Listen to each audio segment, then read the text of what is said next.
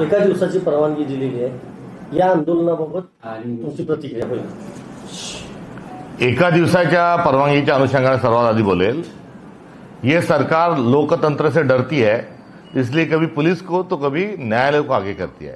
त्यामुळे ते येत असतील तर त्यांच्याशी चर्चा करा. आंदोलन असेल तर त्या संदर्भामध्ये सरकारने सामोरं जायला हवं. आजच तारीख मराठा आंदोलकांनी दिली असं नाही, तर या काळात गणपती राहणार आहे हे माहीत होतं. आणि 3 महिन्यापूर्वी जर सरकारला आजची तारीख सांगितली होती तर त्या दृष्टिकोनातून सरकारनं गेल्या 3 महिन्यात काय केलं? त्यामुळे स्वतः काही करायचं नाही, स्वतः जबाबदारी घ्यायची नाही, स्वतः चर्चा करायची नाही, स्वतः बोललेले दिलेले जे आश्वासन आहेत ती पाळायची नाही. आणि नंतर मग आता एकदमच असं त्यांनी चित्र निर्माण करायचं की आता फार मोठा गोंधळ होईल, आता शहर असं होईल, सणाचा एकंदरीत असणारा हंगाम आहे आणि यामध्ये केव्हाच निर्माण होईल. अरे 3 महिने तुम्ही झोपा काढत होते का? हा प्रश्न या निमित्ताने उपस्थित होतो. त्यामुळे गत 3 महिन्यामध्ये सरकारने आपला नाकर्तेपणा हा विशेष करून ठळक अक्षरामध्ये अधोरेखित केलेला आहे. करिता आजची परिस्थिती निर्माण झालेली आहे.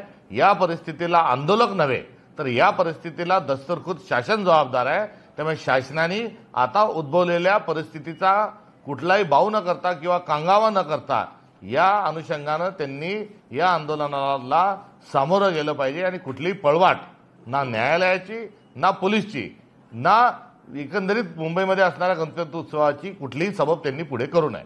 जरांगे यांची जी प्रमुख मागणी आहे की ओबीसी मधून मराठा समाजाला आरक्षण द्यावं ही आहे. बावनकुळेंनी असं म्हटलं की काँग्रेसने याबाबतची भूमिका स्पष्ट करावी. बावनकुळेंच्या कोर्टमध्ये जो बॉल आहे तर बावनकुळेंनी भारतीय जनता पक्ष आणि सरकार काय करावं हे सांगावं. आता काँग्रेस तर जनसुरक्षा विधेयक जे आहे ते पण मंजूर करायला सांगत नव्हती. त्या जनसुरक्षा कायद्याला आमचा विरोध होता, तरी त्यांच्याजवळ असणाऱ्या पाशवी राक्षसी बहुमताच्या जोरावर त्यांनी तो जो कायदा आहे हा पारित करून घेतला. आता आंदोलनाला काँग्रेसची भूमिका काय आहे हे विचारण्याच्या आधी बावनकुळेजींनी पहिले देवेंद्र फडणवीसांनी आम्हाला बहुमत मिळाला 7 दिवसाच्या आत मराठा आरक्षणाचा जो काही निर्णय आहे तो आम्ही घेऊ असं सांगितलं होतं. याचं स्मरण त्यांना या निमित्तानं करून द्यायचं आहे. आणि सोबतच काँग्रेसला यामध्ये नाहक ओढण्याची कुठलीही आवश्यकता नाही. यामध्ये मागचं जे सरकार आहे, जसा पिक्चर भाग 1 भाग 2 बाहुबली 1 बाहुबली 2 धूम 1 धूम 2, तसंच हे आता धूम 2 सरकार आहे. पहिले जे होतं ते एकनाथ शिंदेच्या सरकारमध्ये तिन्ही पक्ष सहभागी होते आणि तत्कालीन मुख्यमंत्र्यांनी छत्रपती शिवाजी महाराजांच्या पायाला जाऊन नमस्कार करून नतमस्तक होऊन भाषण अर्ध सोडून तिथे गेले, पुन्हा माईकवर आले, शपथ घेतली शिवाजी महाराजांची आणि सांगितलं की मराठा समाजाला आम्ही आरक्षण देऊ. काय झालं त्या आरक्षणाचं? याचं उत्तर आता त्यांनी दिलं पाहिजे. मुंबईपर्यंत, मुंबईच्या उंबरठ्यापर्यंत हे आंदोलन मागच्या वेळेस आलं होतं आणि नवी मुंबईतूनच परतवलं. तेव्हा गुलाल उधळून गेलेलं आंदोलक जे आहेत त्यावेळेस नेमकेपणाने काय आश्वासन दिलं होतं, त्यांना कुठून आरक्षण देणार होतात हे स्पष्ट करावं.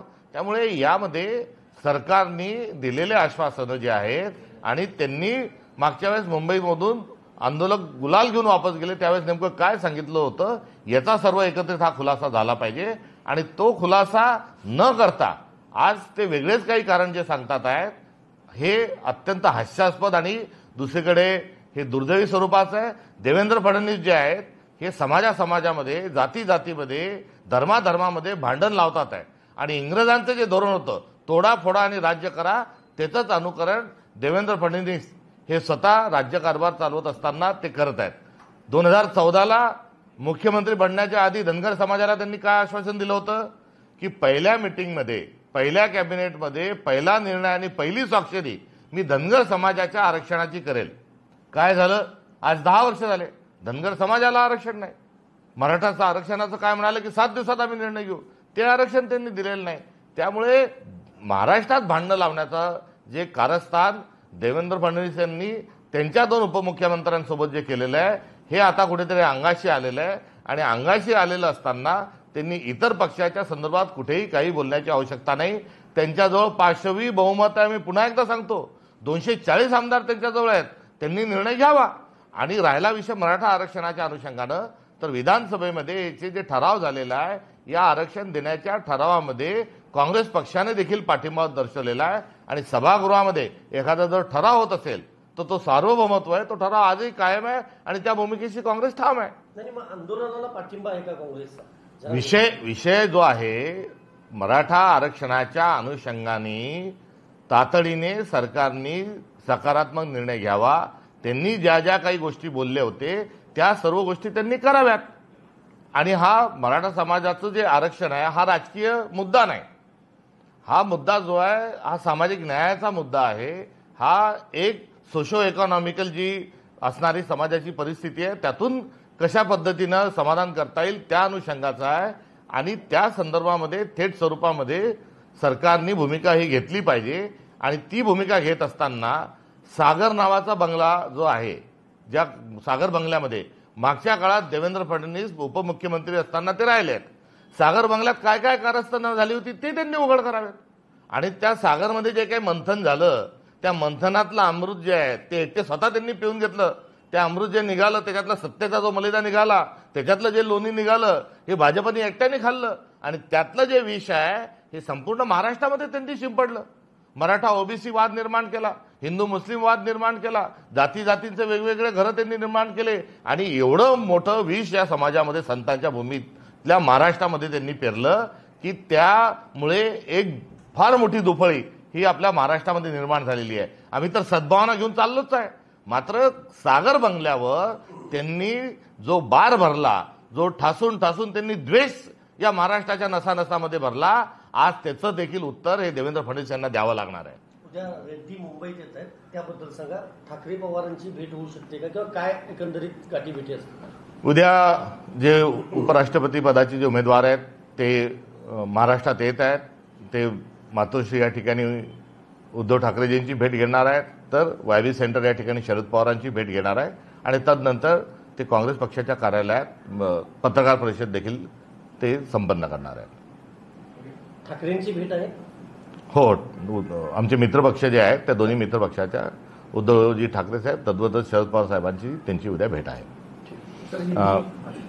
या सोबतच एकंदरीत मराठा आरक्षणाच्या अनुषंगानं जो मूलभूत प्रश्न आहे तो 27% सर्व आरक्षण देणं किंवा 50% मर्यादेतच सर्व आरक्षण बसवणं हे शक्य नाही. आज देवेंद्र फडणवीस हे सतत गुणगान गात असतात नरेंद्र मोदींचे. केंद्राकडे त्यांनाही जाण्याची ओढ लागलेली आहे. स्वतःही पंतप्रधान होण्याचे डोहाळे त्यांना लागलेले आहेत. करिता कुठे जबरदस्तीने हिंदीसारखे विषय तर अजून काही विषय जे आहेत हे बळजबरी महाराष्ट्राच्या गळ्यात उतरवणं सुरू आहे. त्यांचे जे 2 उपमुख्यमंत्री आहेत हे देखील गृहमंत्र्यांच्या फार जवळचे आहेत. आणि ते देखील केंद्रीय गृहमंत्र्यांच्या सोबत पंतप्रधानांचाही सातत्याने त्यांच्या भाषणात उल्लेख करत असतात. आता या तिघांनी दिल्लीला जाऊन बसावं आणि 50% आरक्षणाची जी मर्यादा आहे ती वाढवावी आणि 50% आरक्षणाची मर्यादा वाढवून मराठा समाजाला आरक्षण द्यावं. आणि हे काही न करता त्या ठिकाणी पुन्हा एकदा महाराष्ट्रामध्ये कुठेतरी जाती जातीमध्ये वाद निर्माण करून देण्याचा एक कुटील डाव हा देवेंद्र फडणवीसांचा आहे. आणि करिता महाराष्ट्राला वेठीस ते धरत आहेत. ही असणारी आमच्या आरक्षणाच्या संदर्भातली मागणी आणि भूमिका आहे. हिंदी में जानना चाहेंगे, मनोज जरांगे मुंबई की तरफ आ रहे हैं, सरकार ने 1 दिन की परमिशन दी है उनको यहाँ. दूसरी बात, कांग्रेस का समर्थन है इस आंदोलन को, क्या कहना चाहेंगे? और मनोज जरांगे का कहना है कि ओबीसी में से मराठा समाज को आरक्षण दिया जाए, क्या कहना चाहेंगे? इसमें 1 दिन की जो मोहलत दी है ये हास्यास्पद है. ये सरकार को गणतंत्र मंजूर नहीं है और ये सरकार लोकतंत्र से डरती है, इसलिए कभी कोर्ट को तो कभी पुलिस को आगे करती है. और नतीजन अभी 1 दिन पे जो आके रुके हैं तो 1 दिन का इसमें कोई अल्टीमेटम देने की जरूरत नहीं, क्योंकि आज ही जो है ये आज ही कोई डेट तय हुई है ऐसा नहीं है. तो पिछले 3 महीने पहले ही इस आंदोलन का ऐलान मराठा आंदोलकों ने किया था और 3 महीने तक सरकार सोई हुई थी. क्या 3 महीने तक उन्होंने क्या किया? अब 3 महीने सोए रहे और आज अभी जाकर आप बवाल कर रहे हो, तो इसकी जिम्मेदारी पूरी सरकार की है. रही बात आरक्षण को लेके, तो देवेंद्र फडणवीस जो है वो बहुत दिल्ली का और मोदी जी का और भाजपा का काफी वो गुहार लगाते रहते हैं. तो उन्होंने जाके बैठो और जो 50% पर जो आरक्षण रुका हुआ है उसकी जो लिमिट है उस लिमिट को हटा दो, उस लिमिट को बड़ा कर दो और उसमें मराठा समाज को आरक्षण दो. मराठा आरक्षण देने के लिए कांग्रेस पार्टी का कोई उसमें से समर्थन नहीं है, और विधानसभा में जो वहां पर जो रिजोल्यूशन आया था उसमें आरक्षण देने को लेकर कांग्रेस ने भी अपना जो वोटिंग है वो किया था। और इतना ही नहीं, तो कांग्रेस के राज में आरक्षण दिया था, ये भी तारीख गवाह है। इसलिए आप केंद्र सरकार से जाकर जो 50% की जो लिमिट है उसको बढ़ाओ। भाजपा को जो है वो लिमिट बढ़ाना है नहीं, आरक्षण देना है नहीं उसको। इस आरक्षण के मुद्दे के तहत जो आरक्षण मिलना चाहिए मगर न देते हुए वो वहां पर एक संघर्ष महाराष्ट्र में खड़ा करना चाह रहे हैं। और ये संघर्ष आज ही खड़ा करना नहीं, तो इसके पहले वो सागर नाम का एक जो उनका बंगला था उस पर उन्होंने बहुत वहां पर मंथन करके अमृत जो था वो खुद निकल गए, और जो जहर था, जो विष निकला, वो पूरे महाराष्ट्र में छिटकारते हुए एक द्वेष की राजनीति वो वहां पर वो कर रहे हैं। और जो मक्खन जो है वो पूरा वो निकल गए, और जो छाछ है अभी वो छाछ कभी अपोनेंट के खिलाफ में, विरोधी नेता दल के खिलाफ में वो फेंकने का जो प्रयास कर रहे हैं, ये बहुत ही संगीन स्वरूप का एक उनका कारनामा है। फोड़ो तोड़ो और राजनीति करो, ये अंग्रेजों की चाल जो है वही वो चल रहा है। और उनको इसमें समाधान जो है वो तुरंत निकाल सकते हैं। उनके पास 240 विधायक है, उनके पास केंद्र सरकार है। उन्होंने यदि दिल पे लिया और उन्होंने यदि ठाना तो 5 मिनट के भीतर इसमें से रास्ता निकल सकता है। उपराष्ट्रपति के जो कैंडिडेट हैं वो करा रहे हैं यहाँ, क्या कहना चाहेंगे?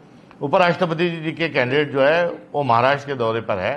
कल वो यूबीटी नेता इंडिया अलायंस पार्टनर आदरणीय उद्धव जी ठाकरे साहब की सबसे पहले मुलाकात लेगी, उसके बाद आदरणीय शरद पवार जी से उनकी मुलाकात होगी, और उसके पश्चात वो प्रेस को संबोधित करेंगे। सर, जिस तरह से जो 50% का टैरिफ लगा है, डोनाल्ड ट्रंप ने लगाया है, मोहन भागवत जो आरएसएस के प्रमुख हैं उनका कहना है कि जो व्यापार हो वो दबाव में ना हो, अपनी इच्छा से हो, इस तरह से उनका कहना है, और देश हित में हो, जो भी कंट्री से होगा। तो क्या कहना चाहिए?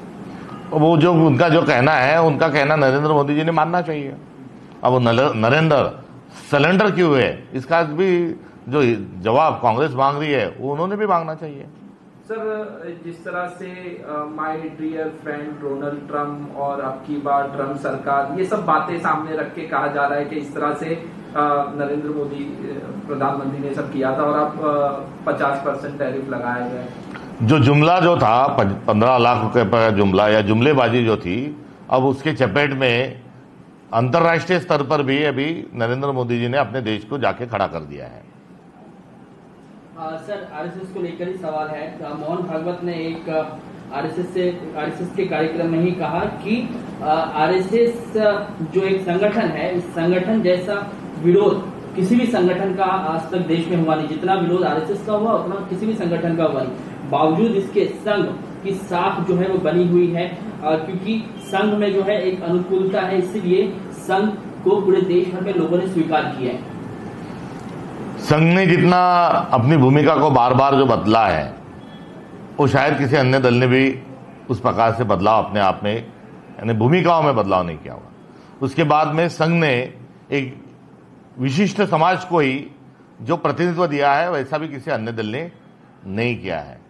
और आज़ादी के आंदोलन में उनका शरीक न होना से लेकर तो आज संविधान को अभिप्रेत भारत निर्माण की जो प्रक्रिया है उसको भी उनको नकारते हुए आगे चल रहे हैं। तो खुद को भी विरोध है, ये खुद ही वो बोल रहे हैं, मगर वास्तव में वो संगठन है क्या, इसको भी एक बार उन्होंने जाहिर करना चाहिए। क्योंकि उसका संगठन का जो रजिस्ट्रेशन होता है वो कहाँ पर है, उसका जो मेमोरेंडम होता है वो कहाँ है, एक बार वो भी बता दे।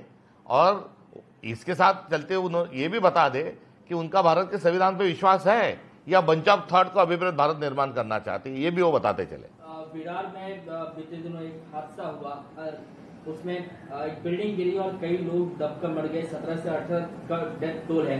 मुख्यमंत्री ने संवेदना व्यक्त की है, आपका क्या कहना है इस पूरे मामले को लेकर? नहीं, आए दिन इस प्रकार से जो घटनाएं हो रही है वो क्यों हो रही है, इसमें कि महानगर पालिका का जो भ्रष्टाचार है उसके कारण से ये क्षतिग्रस्त जो बिल्डिंग है उसको बर्दाश्त किया जा रहा है क्या, इसका भी एक बार वो खुलासा करे।